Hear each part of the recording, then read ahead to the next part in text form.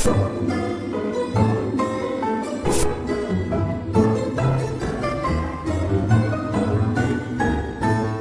Madeline Kahn in Blazing Saddles.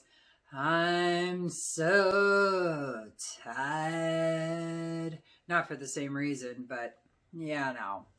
Hi everyone, I'm Moody Boo, and I'm back with another perfume review. No makeup, keeping it real, and I'm tired. So when I bought L'Or Exquise by BORTNIKOFF blindly, and you know, it's a bizarre perfume, so I don't like it yet. There's parts of it I like, and other parts I'm like, no. But because it's one of the bizarrest, weirdest, absolutely multiple personality disorder kind of a perfume, I was intrigued to try more from the house. Because I like weird, I like unusual. That's why I'm glad I have it. I came this close to giving it away, and I was like, what are you doing? So anyway, long story longer, I went and ordered a couple of decants of a different perfume from BORTNIKOFF called Oud Monarch. The notes looked really interesting. I love oud, and 'tis the season. So I want to expand on my ouds a little bit because it's getting cold here fast. I have pretty much, well, I have a little bit left in this bottle, and I've got about the same amount in the other one. I don't know why I didn't just finish one off, throw it away, and then finish the second one, but I decided to dig into both of them at the same time. So that's neither here nor there. I've worn it quite a bit, and I like it much more than L'Or Exquise. Much more. I am so glad I didn't just bypass this house after kind of thinking, L'Or Exquise, I don't like it. But there are parts of it I like. And it's interesting, and it's original, and it's weird, and it's unique. And so Oud Monarch is less of all of those things. It's much more wearable. I understand this one just fine.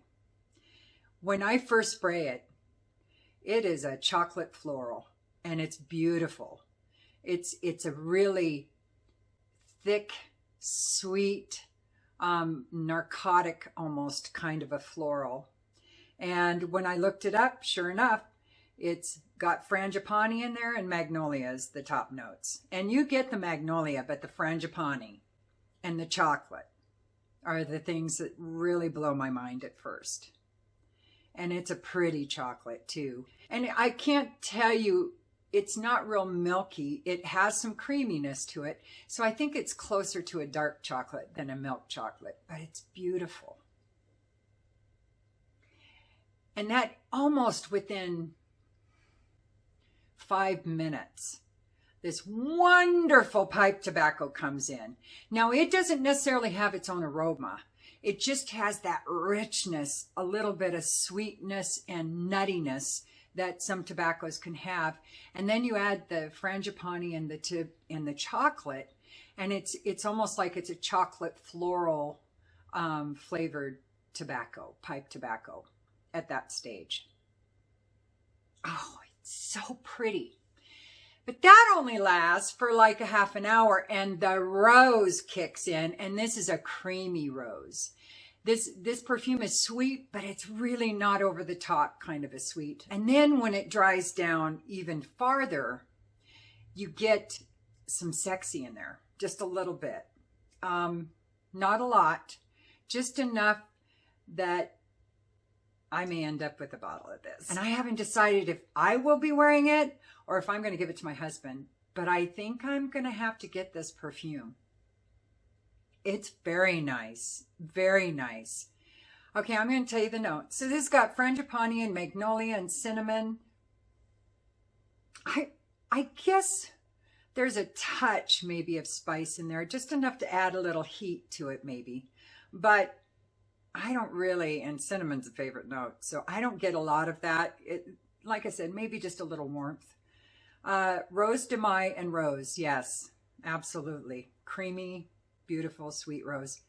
And tobacco, cocoa pod, oud, vanilla, castoreum, civet, and labdanum. And honestly, for me, the sexy, I think, mostly comes from the labdanum. I don't get a lot of castoreum or civet, and I love those two notes, especially castoreum. There's almost a hint of medicinal when it dries down, and I am not sure what that's from. Just a hint of maybe more aromatic than medicinal is the right word. Oh, this is another interesting perfume, though. I think it's very unique compared to anything in my collection. I think it's very unique. It's really pretty, and I'm liking it the more I'm smelling it. The performance on this is good. It's about 7-8 hours. For a winter perfume, that's just good in my opinion. Because winter is the season of powerhouses. So if you have a perfume that really should be dedicated to winter, it's something you probably shouldn't wear in warmer temperatures. It needs to perform, in my opinion. I want to be able to smell it on my scarf at the end of the day after taking it off my neck, you know? Very unisex, I think. I do think it will be interpreted as being a touch more for a masculine personality than a feminine. I think it's nighttime. I don't think you should wear this during the day at all. But I can't say formal because there is sexy to it. It's not a beast mode kind of perfume, but there is some sexy to it. So those aren't perfumes I wear to formal functions normally. It's not usually appropriate. But I do think going out and having a good time whenever that gets to happen again, you know, I think it could be a statement maker. I think it could even be a signature scent for somebody out there. I do think it's really good. So, and oh, in the deep, deep dry down, the rose does, that creamy rose does kind of lighten up as well. So I don't think I said that when I was talking about the other notes. Yes, I like this very much. I may even love it. I'm going to keep working with my little decants here until they're both gone, and make a decision whether I'll pop for a full bottle or not. And BORTNIKOFF, now I don't know about Oud Monarch, because sometimes the Oud perfumes in a perfume house will be a little more than their other offerings, because Oud is kind of an expensive, sometimes hard to get fragrance note. Well, that's about it for me. I think I'm going to go take a nap. I am so tired. Oh, like Madeline Kahn in Blazing Saddles. I'm so tired. Not for the same reason, but yeah, no. All right. So don't forget to like and subscribe and ding the bell and comment if you want. If you don't, it's all good. I still love you. Use your own nose. Peace.